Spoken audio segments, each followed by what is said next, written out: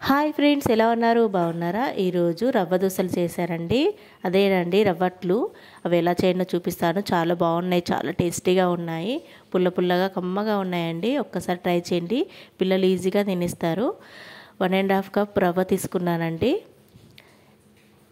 చూడండి, రవ్వ తీసుకున్నాను 1.5 కప్. తర్వాత 1 కప్ మైదా, గోధుమ పిండి కూడా తీసుకోవచ్చండి మైదా బదులు. తర్వాత 1 కప్ బియ్య పిండి తీసుకున్నాను. తర్వాత మిర్చి, ఆనియన్స్, కొత్తిమీర, కరివేపాకు కూడా వేసేసాను. మీ ఇష్టం అండి, చాలా వేసుకోవచ్చు. తర్వాత 1 స్పూన్ జీలకర్ర వేసుకున్నాను. మళ్ళీ తర్వాత పెరుగు వేసుకున్నానండి. పెరుగు కొంచెం ఎక్కువ వేసుకున్నా బాగుంటుంది. తర్వాత సరిపడంత సాల్ట్ అండి. తర్వాత మిరియాల పొడి వేసాను, చాలా బాగుంటుంది మిరియాల పొడి ఫ్లేవర్. తర్వాత వాటర్ వేసుకొని ఒక హాఫ్ అన్ అవర్ దాకా నానబెట్టుకోవాలి. ఇది ఎంత బాగా నానితే అంత బాగుంటుంది, అంత బాగా వస్తాయండి అట్లు.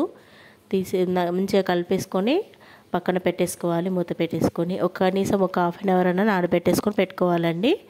తర్వాత అది చిక్కగా అయిపోతుంది కదా, అలా మనం పలసగా అయ్యేటట్టు కొన్ని వాటర్ పోసుకోవాలి. ఎక్కువనే వాటర్ పడతాయండి. బాగానే వాటర్ పోసుకోవాలి. చాలా బాగుంది. ఇలా వాటర్ పోసుకొని పెనం పెట్టేసుకొని హీట్ చేసుకోవాలి. ఆనియన్ తోటి ఆయిల్ పూసేసుకోవాలండి. హీట్ అయిన తర్వాత చూడండి, ఇలా స్ప్రెడ్ చేసుకొని పలుసగా అట్లాగా పోసుకోవాలండి. చూడండి, ఇలా పోసుకోవాలి. ఇది బాగా కాలాలండి. బాగా కాలితేనే మంచిగా క్రిస్పీగా ఉంటుంది. ఇట్లా మనము తీయడానికి కూడా ఈజీగా వస్తుంది అండి. దీనిలో కొంచెం కాలాక దానిపైన ఆయిల్ వేసి